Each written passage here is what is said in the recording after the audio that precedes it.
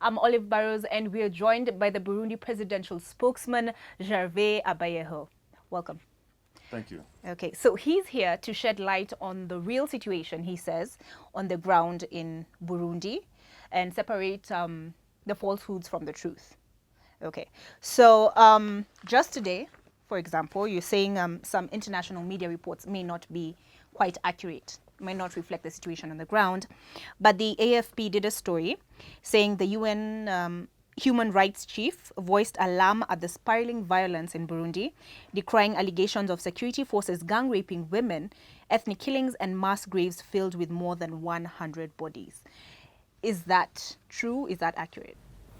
These are reports that which to us are unwarranted and baseless, and which have not been substantiated.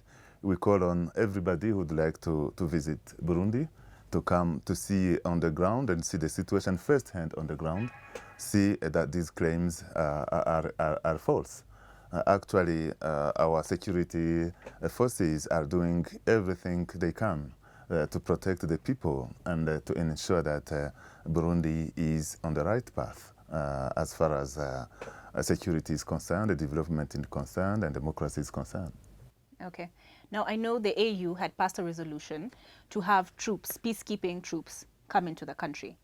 But the Burundi government came back and said that they have Burundi troops as part of the AU security forces in other countries, such as Southern Sudan.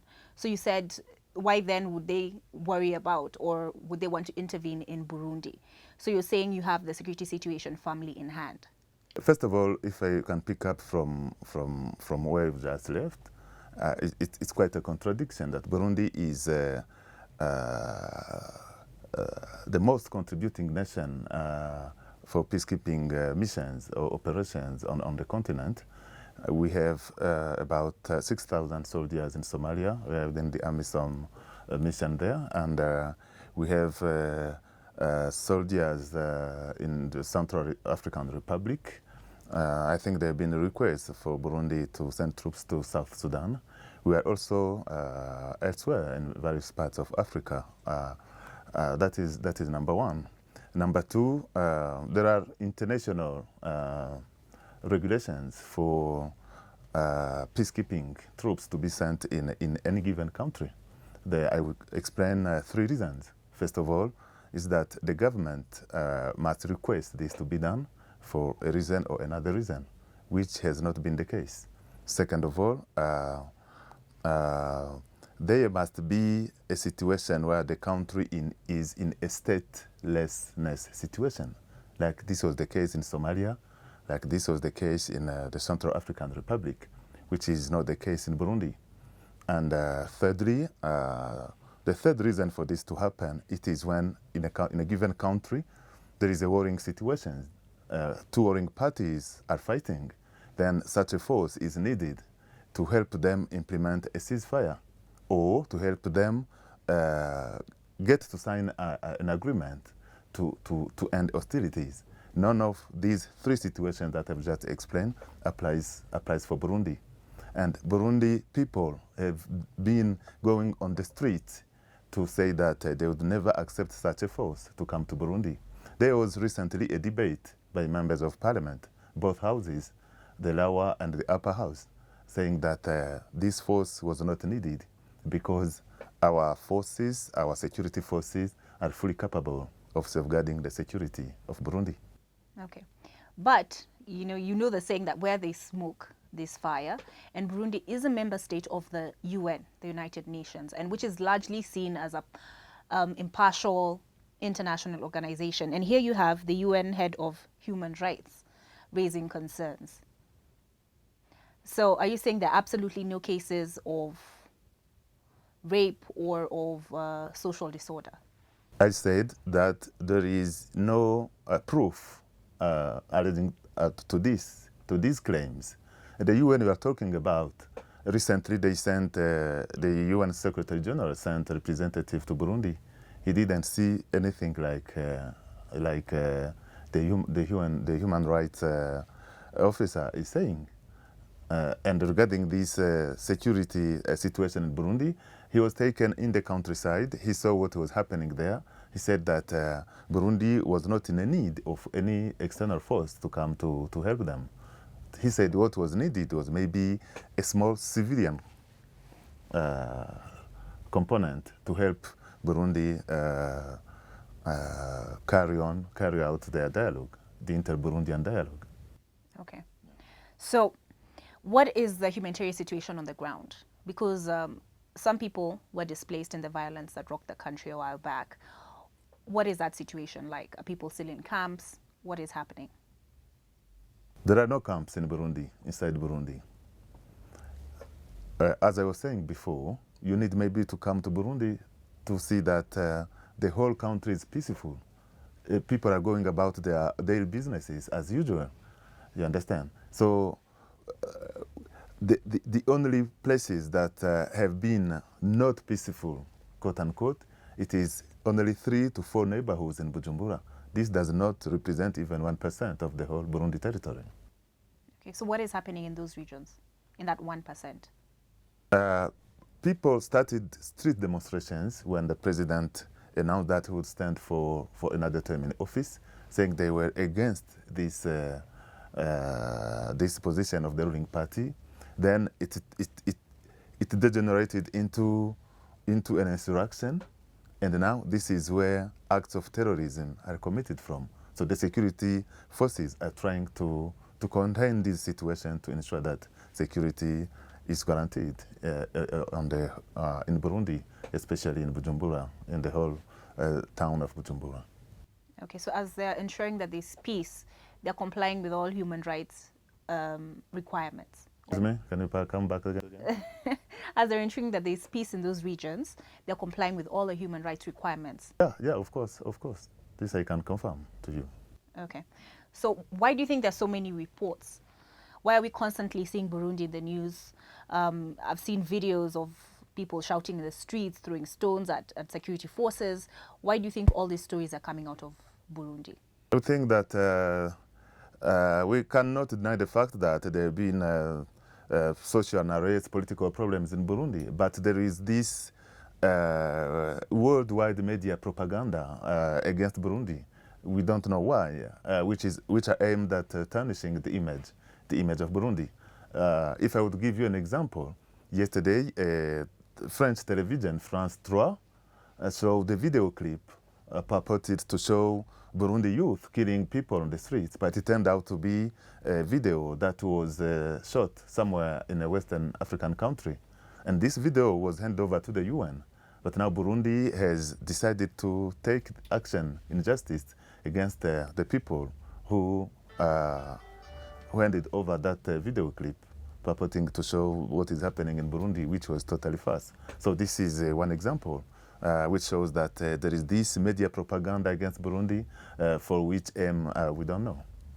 Okay, but you say that there is this 1% group that was disgruntled by the President Nkurunziza's decision to run for a 3rd term. How is the dialogue coming along with this group? Burundi is engaged in dialogue. In fact, Burundi has been engaged in dialogue since the country was a kingdom. Very many years ago.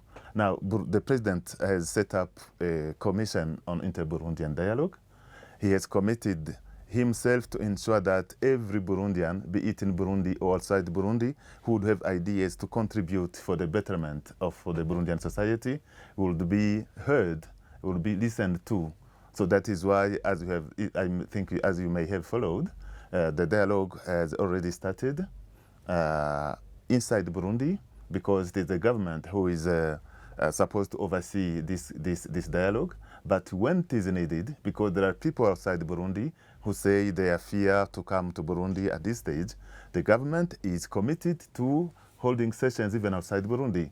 If you have, as you may have followed, there was this session that resumed in Kampala early on. It is supposed to continue elsewhere, but we have to agree on the agenda, on who is representing who, on which topics will be discussed there. That is mainly what is being discussed. I think the dialogue should resume as soon as possible.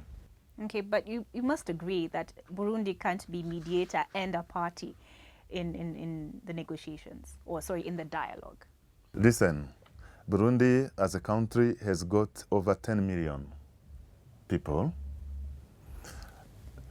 Those people outside Burundi are only dozens of people, something that could number 50. Those who pretend to be the opposition. But people tend to forget that there are hundreds, even thousands of Burundians who are outside the country.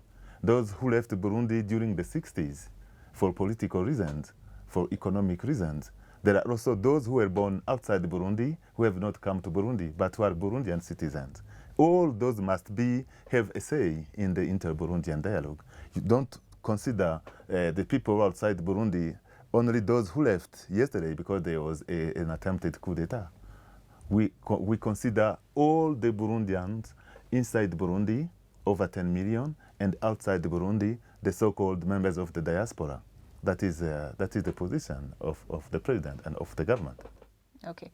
Would you allow somebody who's impartial to come in and assist with the dialogue? Somebody who is not from Burundi? His Excellency President Yoweri Museveni of Uganda is doing this. We have never rejected his mediation. Any other would come to contribute, everybody contributing for Burundi to have a better social, political, economic situation. His ideas or her ideas are welcome. Okay. So it's interesting that you mentioned President Yoweri Museveni, who himself is running for another term. And he's been in office for more than 3 terms. And the issue, what started the recent fracas, of course, is President Pierre Nkurunziza's decision to run for a 3rd term. When President Barack Obama was in Kenya in July, and he went to Addis Ababa and he addressed the AU, and he addressed particularly the question of serving being in office for a certain amount of time and leaving it there.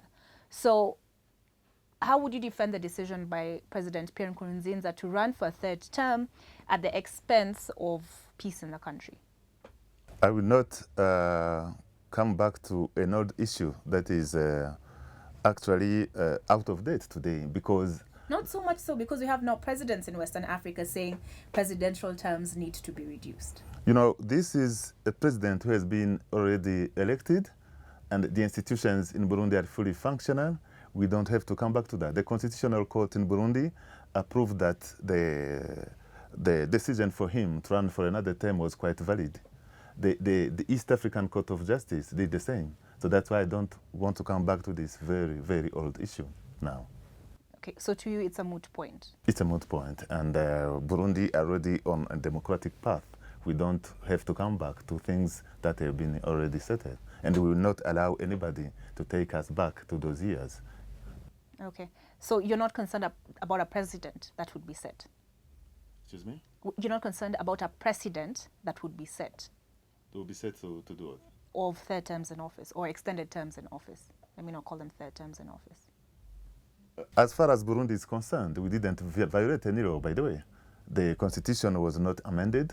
We read the constitution. The lawmakers in Burundi approved it was valid. This is what I'm saying, and this is what I'm repeating to you. Okay. So let's talk about how, what things like President Obama has said on the issue, international news reports, the picture that's been created. How has that affected the socioeconomics of Burundi? How has that affected the individual on the ground who, is trying to make their living, and perhaps this politics is beyond them, or all they want is peace to do their business? It depends on which particular aspect you want me to depict. Let's talk about economics. Investors, are they comfortable? Of course, this situation has sort of affected the economic situation in Burundi, but let me tell you that the situation is improving day after day. If I could pick one example, is that Burundi Revenue Authority was expecting to have tax collection amounting to a given amount at the end of December, for the month of December. But they had something like 15.2 billion Burundi francs in excess. So this was done thanks to the fact that the situation is really improving. So we expect tomorrow to be even better than today. Okay. So for those who are on the ground in Burundi, they're confident of the situation of the situation remaining stable, and are confident of their investments yielding fruit. Yeah, investment, I don't have the figures in mind, but investors are listening to us. They are closely monitoring the situation. There are contracts that are being passed on, including the mining sector. People are ready to come and invest. Of course, they had to wait for the situation to improve. And as I was saying, the situation is now coming back to normal. Okay, so it's coming back to normal. Yeah. All right, so you're saying your side of the story has not been given a fair shot. No, I talked about why the media propaganda against Burundi. That's why we are here, to sort of try to diffuse this kind of situation. I think the world will really have to know what Burundi is and where it is going.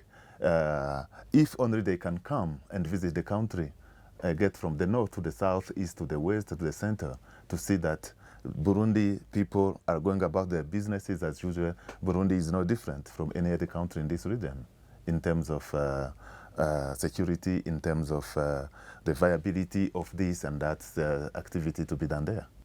Okay. So you're saying this was a narrative that was spun by a few elements outside the country? Yeah, of course. I gave you an example. I gave you an example of this video clip that was shown yesterday in Western media, and that was handed over to the UN. That this was totally out of the truth. This is not a credible element at all. Now, I don't know those who were taken into this situation what they're going to say tomorrow or after tomorrow. Okay. Yeah. Anything you'd like to add? I think we're done. We're done? Yeah. All right. Thank you very much. Yeah.